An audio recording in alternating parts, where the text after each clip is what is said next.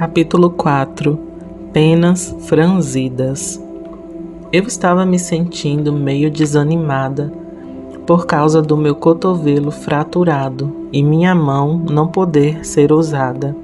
Eu estava conversando com o Senhor e entrei no banheiro e lá estava essa linda pena branca. Eu sabia que não estava lá antes, porque estava no banheiro do andar de cima e as janelas não estavam abertas ainda. Foi um lindo toque de amor do Senhor e eu fiquei tão animada. Eu a coloquei no parapeito da janela e ela ainda está lá. Em outra ocasião, há algumas semanas, encontrei uma linda pena branca. Abri a porta da frente e lá estava ela, bem na frente da porta. Deve ter havido um anjo parado na frente da porta, porque não tenho muitos pássaros por lá, com penas brancas, e é um branco imaculado e limpo. Judy Hope. Durante o culto, algumas semanas atrás, observei uma pena flutuar do teto e pousar em uma cadeira do corredor, algumas fileiras à minha frente. Eu queria tanto correr até lá e recuperá-lo antes que ele fosse colocado. Durante a chamada ao altar no final do culto, 4 pessoas se apresentaram, o que nunca aconteceu em anos de ida lá. Pareceu-me a prova de um anjo enviando para ministrar esse serviço. John L. Hunt. Sou abençoado por saber que existem outros que brincam com Deus como o Pai. Deus pode fazer isso com qualquer coisa, penas, trevos, dinheiro, mensagens que Ele nos envia em sonhos, visões e até sinais de trânsito. Ele criou a substância da qual todas as coisas são criadas, pois nele e por ele todas as coisas subsistem.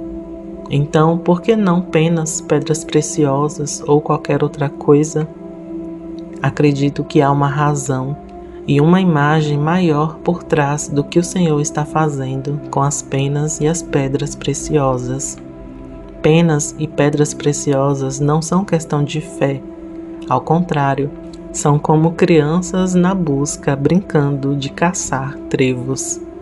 O Senhor uma vez me disse que a única razão pela qual eu encontro os meus trevos de 4, 5 e 6 folhas é porque eu peço a Ele e depois eu procuro por eles.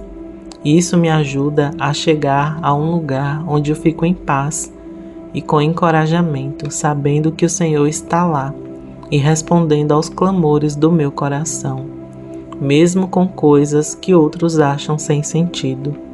Qualquer um no Tennessee pode encontrar trevos de 4 folhas, mas os trevos de 5 e 6 folhas mostram que Deus está cultivando, plantando na terra em resposta ao meu pedido.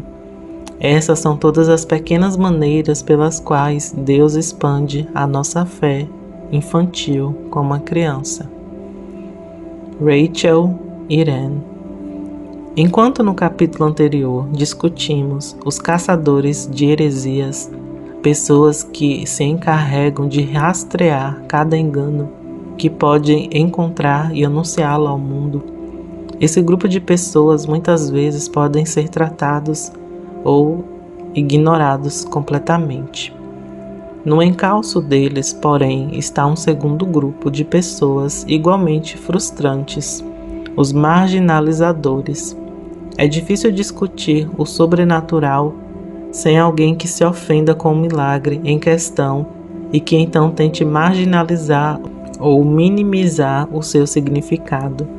Eu não posso contar o número de vezes que ouvi pessoas fazerem declarações ignorantes como: por que Deus enviaria tal coisa, tal milagre, quando há crianças famintas em tal país, quando grupos de pessoas estão sendo perseguidos, quando há sem-tetos na rua, as pessoas precisando de cura, de problemas de saúde, disso, daquilo. Essa é uma das respostas mais previsíveis e possivelmente mais irritante. porque tenta invalidar o milagroso, jogando problemas não relacionados que estão à espera de um milagre em questão de produzir a paz mundial, acabar com a poluição, a escravidão infantil, curar o câncer, aumentar exportações de países do terceiro mundo em 40%. Esse é o tipo de resposta que os fariseus davam a Jesus, sempre que ele fazia milagres entre eles. Mas é o sábado. Quem disse que você pode curar no sábado? De quem é o pecado que fez ele nascer cego, dele ou dos seus pais? Quem te deu autoridade para perdoar os pecados dele? Se não podemos impedi-lo de fazer milagres e não podemos explicar os milagres dentro da nossa minúscula caixa religiosa, então precisamos questioná-los tão fundo no chão que eles não ousariam colocar a cabeça para fora do buraco, até a primavera. Há tantas coisas diferentes que irritam as pessoas que tenho certeza de que vamos deixar passar algumas, mas esse capítulo é uma tentativa de abordar algumas das objeções comuns relacionadas ao milagre das penas, que não se encaixam perfeitamente na categoria do discernimento. Em meio às tentativas de marginalizar os milagres, uma das coisas que as pessoas muitas vezes perdem são os nutrientes espirituais presentes nos milagres que são projetados para melhorar as nossas vidas. Quando a pena apareceu mais cedo, se eu não tivesse parado para ouvir a direção de Deus, eu certamente não teria escrito esse capítulo, que foi o que eu fiz. Talvez eu não tivesse conseguido escrever nada. Acredite ou não, pode ser muito fácil perder o que Deus quer fazer por meio de um milagre, especialmente se olharmos pelas lentes erradas. Há uma razão pela qual Paulo nos instrui sobre como devemos pensar.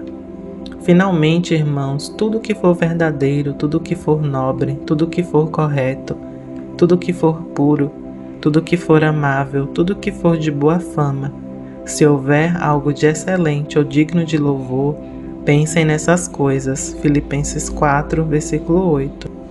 Quando olhamos para as coisas com a mentalidade certa, absorvemos os nutrientes do evento. Quando não fazemos, então perdemos. Um exemplo disso é uma conversa que tive com um homem que me informou que as penas e o pó de ouro não são significativos para ele. Não há nada inerentemente errado com isso. Eu tenho certeza que muitas outras pessoas sentem o mesmo. Nessa conversa, esse homem explicou que ele estava sendo cauteloso com as penas, com as pedras preciosas e coisas do tipo, porque ele havia sido avisado anos antes que estamos nos fins dos tempos e muitos serão enganados por pastores astutos que estão cheios de enganos e trapaças. Ele explicou que as palavras proféticas são mais significativas para ele e que ele simplesmente não vê objetos físicos aparecendo milagrosamente como sendo algo prático. O que me pegou foi que ele passou a compartilhar que preferia ver Deus provendo dinheiro para pagar empréstimos e comprar comida para famílias necessitadas. O problema é que nessa conversa, o homem claramente perdeu o ponto dos milagres que ele viu, que Deus está demonstrando a ele através desses sinais, que há provisão abundante disponível para atender a essas necessidades, até o ponto de ver o dinheiro aparecer de forma sobrenatural. Enquanto ele está ocupado não querendo esses milagres, ele não percebe que eles apontam para uma disponibilidade geral das coisas que ele faz, que precisa e que quer. Em outras palavras, quando torcemos o nariz para as coisas de Deus que Ele faz em nosso meio, nós perdemos as bênçãos potenciais que essas mesmas coisas podem proporcionar. Se permitirmos que o nível da fé seja expandido por pedras preciosas e penas e tudo mais, por que não aplicar essa fé e estendê-la para ver os recursos se multiplicarem, ter contas pagas sobrenaturalmente e dívidas canceladas, ou até mesmo acreditar em ouro, prata ou dólar aparecendo? Embora eu entenda que algumas pessoas sintam a necessidade de serem cautelosas, é possível ser tão vigilante ao ponto de perder a bênção. Acredito que milagres como penas que aparecem do céu servem para nos ensinar algo. Esses milagres não são apenas para nos dar algumas penas para fazer travesseiros. Eles são trampolins para um maior domínio na terra, para nos ajudar a alcançar esse domínio maior. Deus não hesita, como eu mencionei antes, Ele não ofende as nossas mentes. Muitas vezes, as mentalidades religiosas que desenvolvemos ao longo do tempo é que nos ofendem. Quando temos uma lista mental do que Deus fará e não fará, nós podemos apostar que Deus encontrará uma maneira de queimar essa lista. O que geralmente vem a seguir é refinar a nossa lista e fazer uma nova, mas dessa vez com a cartolina grossa e glitter. Quando Deus queima o velho, Ele tira um novo pedaço de papel colorido e uma caneta em gel para começar de novo.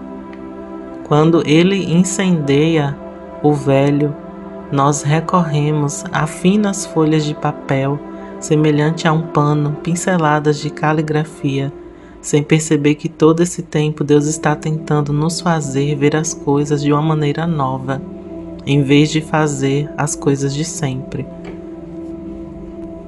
Deus quer nos aprofundar tanto no relacionamento com Ele, quanto em nosso papel como mordomos da criação.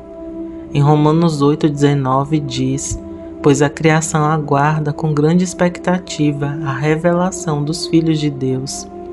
Penas, pedras preciosas e qualquer outra manifestação sobrenatural são uma ferramenta de ensino para nos ajudar a crescer no conhecimento e na plenitude dele.